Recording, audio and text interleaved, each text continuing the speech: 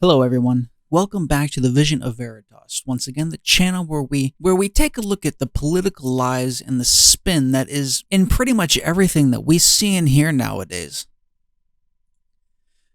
So for today's episode, we're going to take a look at an interview that former President Bill Clinton had with Fareed Zakaria. Please forgive me if I pronounce it incorrectly, on CNN. The interview is actually quite long, but we're going to look at a small portion of it. We're going to look at what Bill Clinton thinks is going to happen with the midterms and why he thinks it's going to happen. Now, for those of you who really don't know much about him, Democrats as a whole will worship the ground that he walks on. They often do this because they state he balanced the federal budget, which he did nothing of the sort. But the political left will tell you otherwise. The man is an exceptionally smooth talker. It's why he was given the name of Slick Willy. I mean, he's the kind of politician that says, but I want to say one thing to the American people. I want you to listen to me. I'm going to say this again. I did not have sexual relations with that woman. And after months of investigation, we'll come back and say, as you know, in a deposition in January, I was asked questions about my relationship with Monica Lewinsky. While my answers were legally accurate, I did not volunteer information. Indeed, I did have a relationship with Ms. Lewinsky that was not appropriate. In fact, it was wrong. It constituted a critical lapse in judgment and a personal failure on my part for which I am solely and completely responsible. And the drone masses will still fawn over him. It makes absolutely no sense. Let's take a listen and then break this down here. President Clinton, pleasure to have you on the program. Thank you. I'm glad to be back. When you look at the midterms, do you think because of abortion and because of the passage of a few very important bills, could Biden break the historical pattern of the midterms going badly? Absolutely. But we could hold both these houses. But we have to say the right things. And we have to note the Republicans always close well. Why? Because they find some new way to scare the living daylights out of swing voters about something. That's what they did in 2021, where they made critical race theory sound worse than smallpox. So first and foremost, how does he conclude that Republicans made out critical race theory to be, quote, worse than smallpox? It's as though he believes his rhetoric is going to work here when it's not. Critical race theory and the idea that it entails is very problematic when you force its instruction on a K through 12 school system. I'm not talking about an elective in a college or university here, where you get to choose if you want to take that or not. But when you force those ideals on the most impressionable and moldable human beings in society, which are the youth, it gives the appearance, and you actually are, pushing an agenda and teaching the white youth of America that they are a stain on this nation simply for being white is not a narrative that should be forced in the public education system. In fact, it's absolutely abhorrent. The one mainstay, the one thing that Republicans or conservatives in specific, just because you're a Republican doesn't mean you're a conservative. And there are a lot of Republicans out there that do not hold conservative values. But conservatives in particular, they have their record to run on. Slick Willy here knows that the political left does not have policies that it can run on. He knows that inflation is insane, that gas is ridiculously expensive, that the cost of goods and services has risen exponentially. And instead of looking at his party's policies that are the primary root cause of the problem, he pushes the blame off onto something else, or brings up something completely irrelevant and tries to make it relevant. So the drone masses of Americans who don't look into this kind of stuff to actually find out the truth think that conservative policies are the cause of the problems when they are not. And this is very easily proven. No, I'm absolutely not saying that conservatives are perfect, because we're not. But the vast majority of the current economic problems that are running rampant in the United States can be directly traced to leftist ideals and policies that are being forced down Americans' throats. And it wasn't being taught in any public schools in America, but they didn't care. They just scare people. The notion that CRT isn't being taught all across America is an absolute fabrication. There is no truth to that whatsoever. CRT is ingrained in everything. in the modern public school system K through 12. Now, there are certain states, and Florida is a perfect example of this, that went through all of their material and made sure that CRT isn't being represented in the younger grade system, that CRT isn't being represented in K through 12. And good on them. They're some of the only ones in the entire United States putting the needs of children first. They're putting the education of their young minds before the leftist indoctrination that is being forced down the throats of children. And at the end, the break point in American politics is not much different than it was in the 90s. That is, you still have to get those people. It's just that there's so many fewer. Because as the parties have gone more ideological and clear and somehow psychically intolerant, they pull more and more of the people toward the extremes. But there's still some people hanging on there who are really trying to think and trying to understand what's going on. So I think that's very important. And the way Tony Blair puts it is he says that, I think I'm paraphrasing correctly, that you and he understood that you had to appeal to peoples on cultural issues to reassure them that you weren't a crazy-eyed radical. And then they would be open to listening to your economic policies, which were going to help them. But if they thought you were somehow alien, they were just not going to be listening. That's right. For example, and it applies to other things. I mean, when we succeeded in breaking the filibuster and getting the assault weapons ban passed, I said, look, I grew up in a hunting culture. You know, I had a 22 when I was 10 years old, a .410 shotgun, a tiny one when I was 14. I don't want to do anything to interfere with your right to hunt, sports shoot, or protect yourself, especially if you live in a rural area where the police response time might be pretty extended. Now he's moving on to the Second Amendment here and trying to convince you that the Second Amendment has something to do with hunting, with sport shooting, or even self-defense, which really it doesn't. And we'll get into why here in a few minutes. But he's praising the assault weapons ban that his party passed back in 1994. And whenever I say assault weapons, assume that that term is in quotes, because the term assault weapon has a very specific meaning within the military. And the vast, vast majority of Americans can't afford to actually own an assault weapon or a quote-unquote weapon of war that the left just loves to peddle here. But it's not too difficult to look up the stats. Putting aside that any weapons ban, assault weapon or otherwise, is a blatant violation of your Second Amendment rights. You know, that term shall not be infringed, it's not a suggestion. It doesn't mean shall not be infringed, but if we can force you to believe that an inanimate object is scary based on the features that it has, well, we're going to run with it and we're going to ban it and we're going to take it away from you because we want to have ultimate authority over the American citizenry. We can't have the United States citizens running around with weaponry that is enough to rival our own. I mean, how else would we retain our authoritarian control? Now, I'm only going to dive a little bit into the Second Amendment here. That's a topic that I could talk for hours on. And you know what? Maybe down the line I'll do a series on not only the history of the Second Amendment, but why it is important and very relevant today. But the Second Amendment has nothing to do with hunting. Hunting was a staple. Hunting was a given. If you did not hunt, you did not eat. You and your family starved. Logically, it could never have been for hunting if it was a necessity.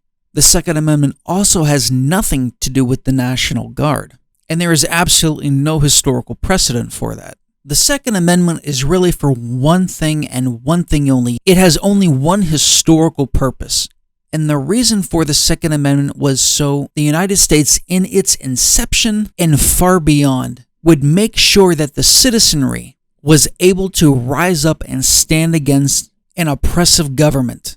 A government where tyranny reigns, where you have no individual liberties.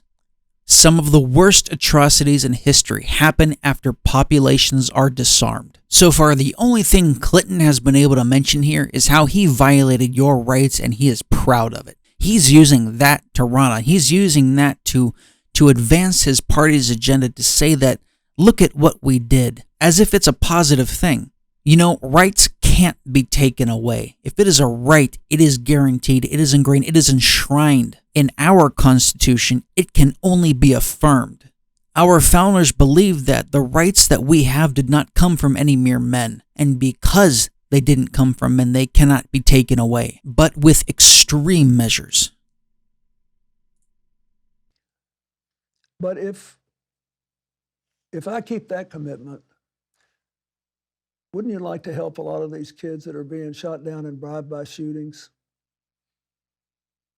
live? Wouldn't you like to do that? We need your help here. And that's what I did. I didn't call them killers. I didn't, talk about the NRA. I talked about people. There aren't so many of them, but you just need a few to flip from one side to the other, and you've got a healthy governing majority. It is hard, and it's much harder now than when I did it, and it was hard then. So, but what Biden reasoned was, I just have to keep at it, and I'll either get something done or I won't, but I can't win a word war with these guys. Didn't Clinton just get done saying that Republicans use fear to retain their political power? Did he not just say this 3-5 minutes ago? Here he is trying to pull on your heartstrings, even though he knows full well that disarming the population is not going to achieve the safety and security of young people. Contrary to popular belief, an inanimate object does not do anything on its own. Furthermore, evil is in the hearts and minds of the individual, not in the object with which they perform the evil act with. If this man truly wanted to save young people, he would be hardening schools. He would be making it more difficult for any kind of shooting to take place. Instead, what this man does is he pops a gun-free zone sign right in front of the school that says, hey, there's no one in here to protect these children. Come walk in with a weapon and have free reign. This man's thinking is ass backwards. It's unbelievable. And because of the way he presents it, because of how smooth a talker he is, he influences the masses. I've got to win based on things that will help people. And now you see he's getting a little more robust in his rhetoric, but it's because he's got a platform to stand on that will help other people's lives. Politics is about other people. And the problem with the culture war is that it always tries to turn it back to the politicians. What's wrong with them? And this is what the press has to guard against, because if you have to worry about daily ratings, the drama of two people duking it out is far more profoundly effective. But it always, in the end, winds up helping the right, because it's harder to build a barn than it is to kick one down. And then when you build it, you got to explain what you built and why it's a good thing to put your animals in your barn. And it's harder, but it's really worth doing. He talks a good game, but show me where any of his policies, just point out one. Show me one time through his administration, through the past couple years here, that anything that Biden or his administration put forth was a positive influence, was a positive thing for the American people. Notice how it's all talk here, but when push comes to shove, not a single example can be raised. I'm struck by how, when you watch the Republicans campaigning for this midterm, it's almost all about cancel culture, about critical race theory. It's about what your kids are going to be taught in school. Ron DeSantis' fundraising emails are all about that. Will it work? No, but look, he's sending Venezuelans who were coming here freeing the successor to Hugo Chavez, this disaster, because the guy doesn't want to go and he has no economic answers, right? So he sends them to Martha's Vineyard. Why? Because Martha's Vineyard is this symbol of where the elite goes to vacation. And for people who know more on the East Coast, it was also the first place that welcomed Black professionals and business people from the South to come and live on equal terms in a community that was largely created for religious reflection and study. So it's, that's what's going on. And I don't know what Massachusetts is going to do, but I'll bet that they will make those people feel at home. Am I the only one that noticed what he did here?